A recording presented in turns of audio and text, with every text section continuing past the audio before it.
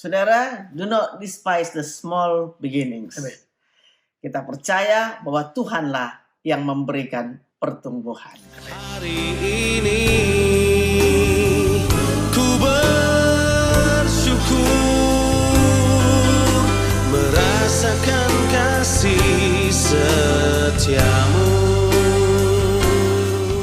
Shalom saudara, selamat pagi. Kita ketemu kembali pagi ini dalam Morning Devotion. Selamat pagi saudara-saudara, apa kabar? Pada pagi hari ini pembacaan kita akan terambil dari Injil Markus pasalnya yang keempat, ayat yang ke-30 sampai ayatnya yang ke-34. Demikianlah firman Tuhan. Katanya lagi, dengan apa hendak kita membandingkan kerajaan Allah itu? Atau dengan perumpamaan manakah hendaknya kita menggambarkannya? Hal kerajaan itu seumpama biji sesawi yang ditaburkan di tanah. Memang biji itu yang paling kecil daripada segala jenis benih yang ada di bumi. Tetapi apabila ia ditaburkan, ia tumbuh dan menjadi lebih besar daripada segala sayuran yang lain dan mengeluarkan cabang-cabang yang besar, sehingga burung-burung di udara dapat bersarang dalam naungannya. Dalam banyak perumpamaan yang semacam itu, ia memberitakan firman kepada mereka sesuai dengan pengertian mereka. Dan tanpa perumpamaan, ia tidak berkata-kata kepada mereka, tapi kepada murid-muridnya, ia menguraikan segala sesuatu secara tersendiri. Saudaraku, perumpamaan biji sesawi ini menunjukkan kepada kita kebenaran utama yang Tuhan Yesus ajarkan kepada kita.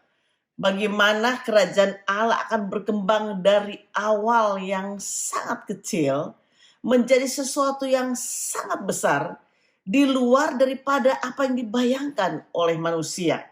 Biji sesawi adalah satu biji yang sangat kecil, saudaraku, dan kelihatannya tidak berarti waktu ditabur. Akan tapi siapa yang menumbuhkannya, itu yang penting. Tuhan kita adalah Tuhan yang memberi pertumbuhan, yang menyebabkan benih itu bertumbuh menjadi pohon yang besar, sehingga burung-burung bisa bersarang di bawah naungannya. Disinilah seringkali kita salah mengerti kerajaan Allah seperti apa itu. Sebab kita memandang kerajaan Allah seperti konsep kerajaan dunia ini. Waktu kita mendengar kata kerajaan Allah, kita pikir ada kereta berkuda dengan panglima perangnya, dengan kuda berwarna putih, dengan pedang yang besar di tangannya, dan ada arak-arakan yang besar yang mereka perbuat. Seringkali kita berpikir seperti itu. Ada sebuah pemandangan yang ekstravaganza, sebuah pemandangan yang kelihatannya keren sekali. Tetapi Yesus memulainya dengan sebuah pernyataan seperti ini. Kita menggambarkannya dengan apa ya? Dia bertanya seperti itu. Oh begini, kerajaan Allah itu seumpama biji sesawi. Sesuatu yang sangat kecil. Artinya kita tidak bisa mengukur kerajaan Allah yang luar biasa dahsyat itu, yang tidak tergoncangkan itu, dengan apa yang terjadi dalam dunia ini. Bahkan Yesus mengambil satu benih yang kecil dibanding semua benih yang lain. Bukankah itu yang dilihat oleh Daniel? Waktu Daniel mendapat penglihatan, atau mungkin itu bukan penglihatannya, tapi merupakan mimpi dari Nebukadnezar yang dia lupa mimpinya apa. Tuhan singkapkan kepada Daniel bahwa mimpinya itu adalah tentang patung dirinya. Tapi kemudian ada batu kecil yang terungkit dengan sendirinya. Itu kemudian mulai bergulir semakin besar dan menghantam patung Nebukadnezar. Sehingga patung itu hancur berkeping-keping. Dan dia menjadi sebuah gunung yang tinggi yang memenuhi seluruh bumi. Permulaan yang kecil. Tapi kita tidak mungkin menganggap remeh permulaan yang kecil itu, bukan? Karena Tuhan yang memulainya. Dia adalah Tuhan yang berproses. Dia mau proses ini berlaku dalam kehidupan kita. Sehingga kita mengerti kerajaan Allah itu yang luar biasa. Dimulai dari perkara-perkara yang kecil. Saudara, di sini ada dua kebenaran yang kita perlu perhatikan. Kebenaran yang pertama, saudaraku, jangan merendahkan permulaan yang kecil. Dan yang berikutnya adalah proses pertumbuhan ada di dalam kendalinya Tuhan.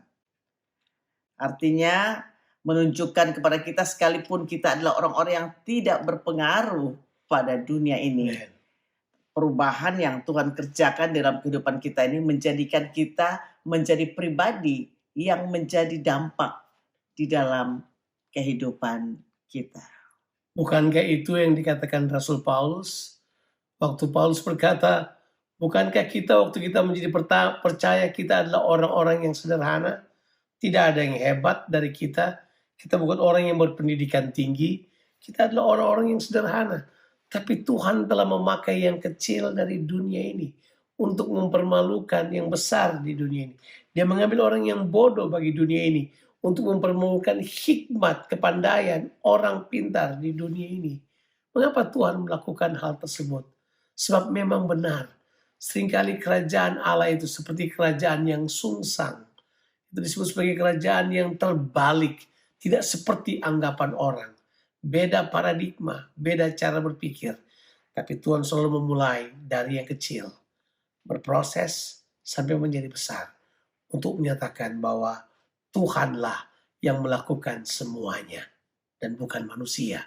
Sebab perkembangan kerajaan Allah adalah karya Tuhan semata-mata. Saudara, do not despise the small beginnings. Amen. Kita percaya bahwa Tuhanlah yang memberikan pertumbuhan. Amen. Have a blessed day. Tuhan Yesus memberkati kita sekalian. Amen.